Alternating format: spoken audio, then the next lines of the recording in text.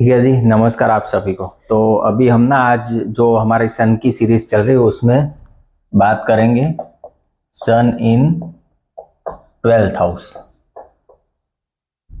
ठीक है, कुंडली के 12वें घर में अगर सूर्य है तो लाल किताब में क्या बताया गया है इसके बारे में। ठीक है, देखो सबसे पहले तो ही ना ये 12th हाउस जो है वो किस चीज का है, लंबी यात्रा का है। ठीक है, इन्वेस्टमेंट का है, फिर आपके लॉसेस है, मेडिटेशन है, योगा है, फॉरेन है।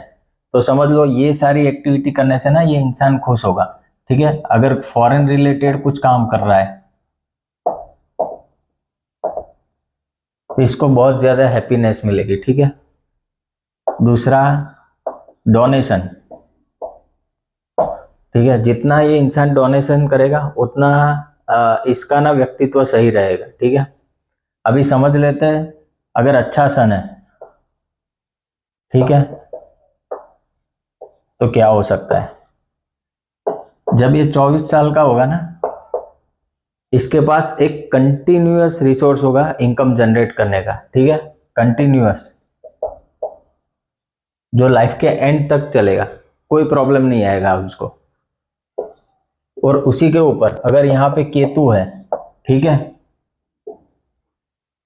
तो समझ लो ये कंटिन्यूअस रिसोर्स है ना, ये मल्टी मिलियनर वाला रिसोर्स बन जाएगा। मीन्स एक तरीके से राजयोग हम बोल सकते हैं। ठीक है, no obstacle in earning good wealth. ठीक है, तो ये बहुत अच्छी पोजीशन है अगर केतु यहाँ पे है, सन 12th हाउस में बैठा है तो। ठीक है, यहाँ परेशानी कब हो सकती है इसको, अगर यहाँ पे ये जो कुंडली का फर्स्ट हाउस है ना, वहां पे कोई पाप ग्रह है। पाप ग्रह यानी शनि, राहु, केतु, मंगल, ऐसा कोई यहाँ पे बैठा हो। यहाँ शत्रु की बात नहीं, शत्रु में कौन आता है, शनि, राहु, केतु, शुक्र। बट अगर पाप ग्रह शनि, राहु, केतु, मंगल, ये पाप ग्रह है, ये अगर यहाँ पे बैठे है ना, तो सबसे पहले तो इसका ना दिमाग सही नहीं चलेगा। ठीक है, उसको क्या बोलते हैं, चेंजिंग थॉट्स वाला mind, fickle minded, sorry fickle minded. ठीक है, ये बहुत बेकार है अगर फर्स्ट हाउस में कोई पाप ग्रह आ गया तो। इसको फिर ध्यान क्या रखना चाहिए पता है, 12th हाउस सन वाले को, उसको ये ध्यान रखना चाहिए कि कभी भी कोर्ट में, ठीक है, झूठी गवाही ना दे। ठीक है, कोर्ट में कभी भी झूठी गवाही ना दे।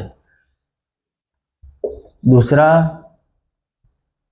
इसको ना, इसका जो लाइफ पार्टनर है उसको ना प्रॉपर रिस्पेक्ट देनी पड़ेगी। ठीक है, अदरवाइज क्या होगा, ये इंसान ना चैन से सो नहीं पाएगा। ठीक है, यानी चैन से सो नहीं पाएगा इन द सेंस के रात को सोते समय हर रोज वो उसके साथ प्रॉब्लम क्रिएट करेगा। तो इससे बेटर है ये चीज करो। इसकी रेमेडी क्या है पता है, अपना जो ओल्ड टाइम पे, एंशिएंट टाइम पे, पता है वो आटे घुटने के लिए एक चक्की आती थी। ठीक है, आटे की चक्की,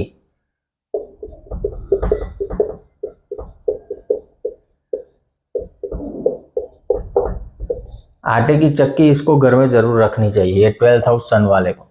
ठीक है, बाकी अच्छी पोजीशन है अगर उसको सही से ये यूटिलाइज करे, लोगों की हेल्प करे, डोनेशन में जितना हो सके वो डोनेशन करे, फॉरेन रिलेटेड जो भी काम है उसमें वो इन्वॉल्व हो जाए, तो ये सन उसको अच्छे रिजल्ट दे सकता है। ठीक है, फिर ये ना बहुत ही अच्छा वेल्थी लाइफ जी सकता है, एक अच्छा पारिवारिक जीवन जी सकता है। ठीक है, तो अभी हमने पूरे कवर कर लिए ऑल 12 हाउसेस, सन वहां पे है तो क्या इफेक्ट है। It is all based on Lal Kitab. ठीक है, बाकी अदर मॉडलिटीज में अलग अलग काफी सारी चीजें हैं, बट मोटा मोटा यही है कि सूर्य आपके 1 से 12 भाव में बैठा है तो क्या रिजल्ट देगा। ठीक है, अभी मैं सोच रहा हूँ अब हम जो नेक्स्ट क्लास करेंगे ना, वैसे हम हर एक प्लेनेट को ऐसे लेते जाएंगे 1 से 12 भाव में। अभी सूर्य लिया है, फिर मून लेंगे, उस हिसाब से एक एक करते जाएंगे। बट साथ साथ में मैं सोच रहा हूँ कि हमारा जो वैदिक ज्योतिष वाला क्लास है ना वो स्टार्ट करें,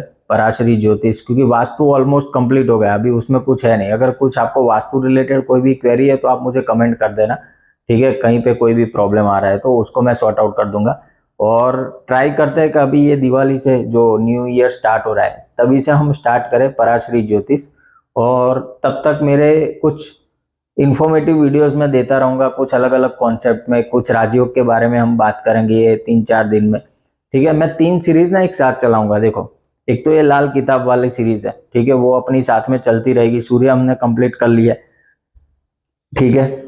हर एक प्लेनेट का हम कंप्लीट कर देंगे। उसके बाद एक पूरा कोर्स लाल किताब के जो दूसरे कॉन्सेप्ट है, लाल किताब ग्रामर है, ठीक है। जैसे वैदिक एस्ट्रोलॉजी में प्लेनेट की दृष्टियां होती है, ऐसे लाल किताब में ना ग्रहों की दृष्टियां होती है, वो हम सीखेंगे।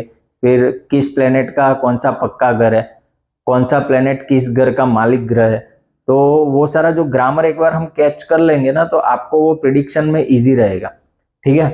तो एक तो ये होगा। बाकी हम जो 3 सीरीज अब चलाएंगे, सबसे पहले तो पराशरी ज्योतिष सीखेंगे हम। उसके साथ साथ में बीवी रमन सर ने जो 300 महत्वपूर्ण योग बताए, उसकी एक बुक है अमेजोन पे, आप सर्च कर लेना। वो मैं यहाँ पे आपको पूरा जो 300 योग है उसके ऊपर हम डिस्कस करेंगे, ठीक है। वो एक सीरीज चलाएंगे। और फिर ये लाल किताब की जो सीरीज चल रही वो चलती रहेगी। उसके साथ साथ में कुछ अलग नए इंफॉर्मेटिव चीजें बन रही है तो उसके ऊपर भी हम बात करेंगे। तो at least I will make sure कि मैं ना आपको पूरा इंफॉर्मेशन देता रहूं, ज्योतिष के रिलेटेड जितनी भी जानकारी है। बने रहना मेरे साथ, काफ़ी सारी चीज़ें हम पराशरी ज्योतिष सीखेंगे, जैमिनी ज्योतिष सीखेंगे, भृगुनंदी नाड़ी सीखेंगे, लाल किताब सीखेंगे, वास्तु ऑलरेडी हमने एडवांस वास्तु कर लिया है, केपी एस्ट्रोलॉजी सीखेंगे। और ये सारा कोई बेसिक नहीं सीखेंगे, जो पेड कोर्सेज में सिखा रहे लोग वही हम सीखेंगे, ठीक है। From basic to advance. अगर किसी को 1% ज्योतिष नहीं आ रहा है ना, वो भी पराशरी ज्योतिष का क्लास जब स्टार्ट हो तो एक बार जरूर अटेंड करें और वो पूरी सीरीज देखें, वो ज्योतिषी बन के ही बाहर निकलेगा, ठीक है जी। जय श्री राम, आप सभी को प्रणाम, खुश रहिए।